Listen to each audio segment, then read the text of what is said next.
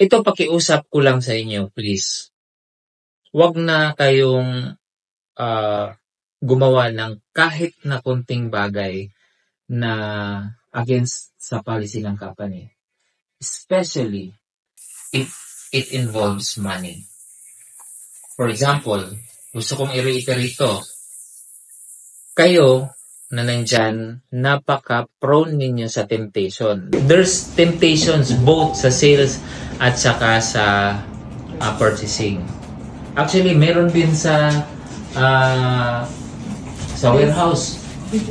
Yan dyan lang sa baba. Huwag na huwag niyong subukang gumawa ng kahit na anong bagay na tulad niyan, ha? Huwag na huwag kayong padadala sa tukso. Makontento kayo sa kung anumang meron kayo dito. Hindi rin naman kayo dihado dito.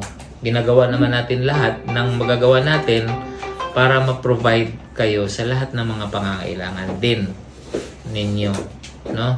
So as much as possible, may konting request na ganito, 'di ba? Napagbibigyan naman. So ang punto ko is, nakikiusap ako sa inyo na wag niyo nang subukan. Kasi unang-una, babalik at babalik din sa inyo yan. Alalahanin nyo dito sa company natin, hindi lang naman kayo ang direct na nakikinabang doon sa performance ninyo. May mga tao din involved sa operation natin. 'Di ba? Nandyan yung mga merchandisers. Okay? Nandyan yung mga managers. Nandyan yung purchasers.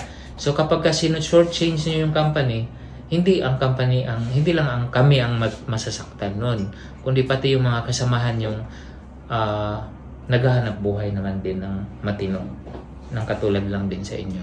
At alalahanin natin,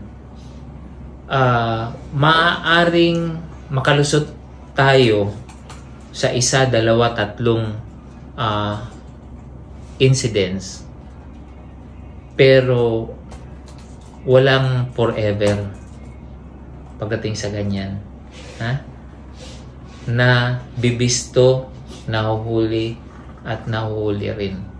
Pakiusap lang na please, makontento na tayo. Hayaan nyo kami ang magtitimon, magdidirect nitong organization na to at palalakihin pa natin ng gusto. Nandiyan na kayo eh. Kung lumaki pa to, sino-sino ba ang makikinabang din? Di tayo rin naman. Diba? Si Rose nga, kung pumayag lang na maging manager, nandun na sana sa Davao yan, manager. Si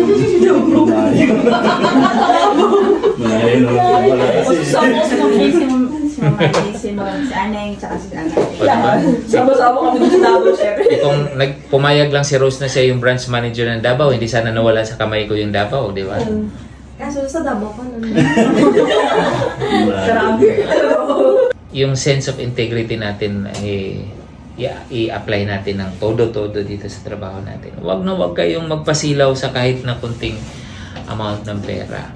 Pag nararamdaman ninyo na ready na kayo to start your own company or your own business,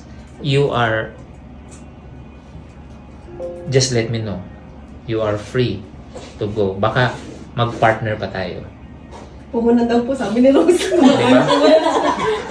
Sure, sabi ako, mahal daw yung half-day ko mo. Kaya pakimurat sa akin. Ba't kasi nag-leave kayo? Okay. Nag-work ka rin siya, hindi pala approve yun. So, ang point lang is, maganda yung napag-umpisahan na nating magandang samahan, ito tuloy-tuloy na natin. Bakit pa natin sisirain, di ba? Ang pera ano lang yan, hindi lahat actually pera. Although ganun ka-importante sa atin yung pera, pero hindi lahat ay pera-pera lang.